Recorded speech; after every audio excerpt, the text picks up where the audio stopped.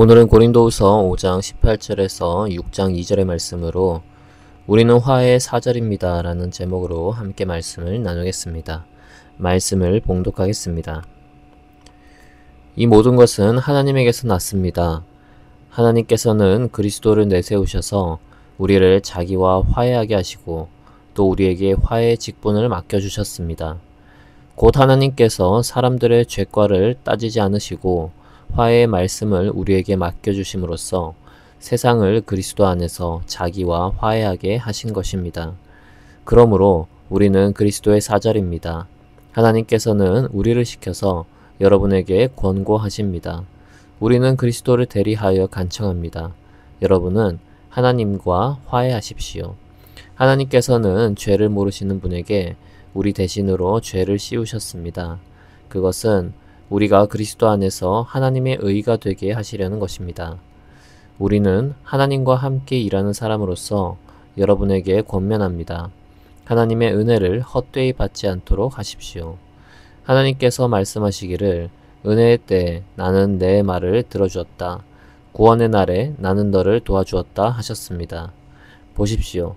지금이야말로 은혜의 때요. 지금이야말로 구원의 날입니다. 아멘. 여러분은 혹시 어제 누군가와 다투거나 마음이 상한 채로 잠자리에 들진 않으셨습니까? 우리는 살면서 크고 작은 관계에 어려움을 겪습니다. 친구와의 냉전이나 가족 간의 오해, 그리고 직장 동료와의 불편한 거리감, 이런 관계의 깨어짐은 우리의 마음을 무겁게 짓누릅니다.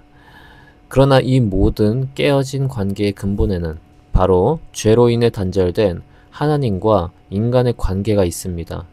오늘 본문은 그 관계의 회복, 곧 화해에 대해서 이야기하고 있습니다. 그리고 그 화해의 중심에 선 우리에게 어떤 놀라운 사명이 주어졌는지를 알려주고 있습니다. 오늘 말씀을 통해서 하나님이 우리에게 주신 화해와 화해의 직분의 사명이 무엇인지 함께 나누겠습니다. 먼저 18절입니다. 이 모든 것은 하나님에게서 났습니다. 하나님께서는 그리스도를 내세우셔서 우리를 자기와 화해하게 하시고 또 우리에게 화해의 직분을 맡겨주셨습니다. 라고 합니다. 바울은 이 화해라는 놀라운 일이 하나님에게서 났다고 얘기하고 있습니다. 화해는 우리의 자격이나 노력으로 시작된 것이 아닙니다.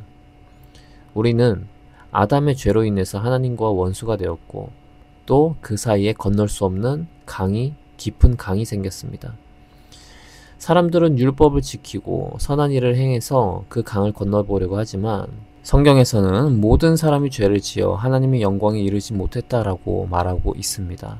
그래서 인간의 어떤 노력도 무의미했습니다.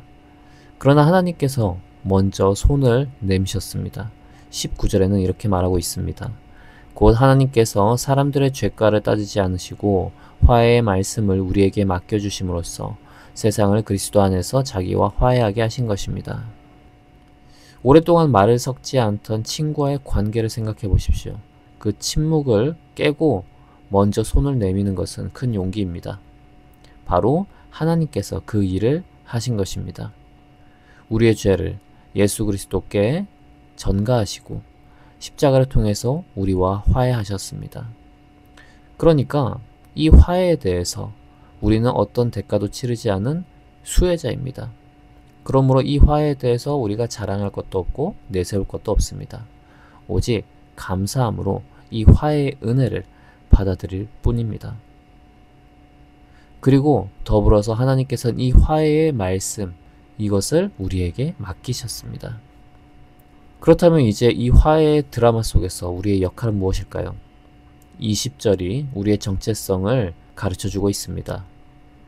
그러므로 우리는 그리스도의 사절입니다. 이 사절이라는 말은 대사와 같습니다. 대사는 다른 나라에 파견되어서 자국을 대표하여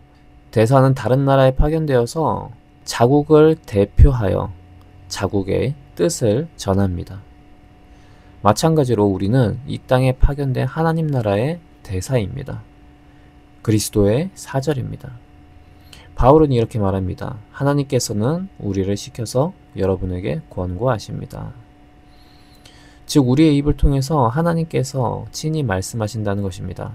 그리고 그 메시지는 이것입니다. 여러분은 하나님과 화해하십시오. 이 화해가 어떻게 가능해졌습니까? 21절에서는 이렇게 얘기하고 있습니다. 하나님께서는 죄를 모르시는 분에게 우리 대신으로 죄를 씌우셨습니다. 그것은 우리가 그리스도 안에서 하나님의 의가 되게 하시려는 것입니다. 이것이 바로 위대한 교환이라고 합니다. 예수님께서 우리의 죄를 짊어지시고 그분의 의로움을 우리에게 입히신 것입니다. 이 소식은 단순한 정보가 아니라 우리가 온 세상에 전해야 할 생명을 살리는 복음입니다. 이 대사는 위임받은 임무와 시간 안에 사명을 완수해야 합니다. 바울은 이 사명의 긴급성을 이렇게 강조합니다. 고린도후서 6장 2절에 지금이야말로 은혜의 때요, 지금이야말로 구원의 날입니다 라고 합니다. 사람들은 종종 언젠가, 나중에 이렇게 말을 하면서 자신이 맡은 사명을 미루는 그런 습관이 있습니다. 그러나 복음은 지금을 말하고 있습니다. 왜냐하면 우리는 내일을 장담할 수 없기 때문입니다. 아무리 건강하다 하더라도 우리가 언제 어떻게 죽을지는 장담을 할 수가 없습니다. 오래 살지 장담할 수가 없습니다. 그리고 두 번째로는 주님이 언제 다시 올지 모르기 때문입니다. 주님께서는 도둑같이 오신다고 하셨습니다.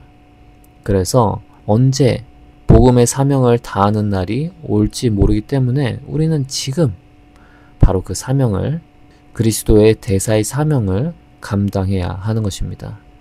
따라서 바울이 얘기하는 하나님의 은혜를 헛되이 받지 말라는 말은 이 두 부류, 주님을 영접하지 않은 자들에게 지금이 구원의 날이라는 것을 얘기를 하고 있는 경고이고, 또 구원받은 자에게는 이 복음을 헛되이 여기지 말고 복음을 전하는 그리스도의 대사로서의 삶을 살아내라는 경고입니다. 바다에 빠진 사람이 구조받은 경험이 있다면 어떻게 바다에 빠져서 죽어가는 자를 외면을 할 수가 있겠습니까? 만약에 그렇다면은 구조받은 은혜가 헛된 것이 되겠죠. 그렇게 하나님께서는 우리가 먼저 하나님과 화해되었고, 그리고 또 그 화해 복된 소식을 전하는 자로 부르셨습니다. 우리가 이 화해의 직분을 잘 감당하기 위해서는 먼저 하나님과의 관계를 점검할 필요가 있습니다.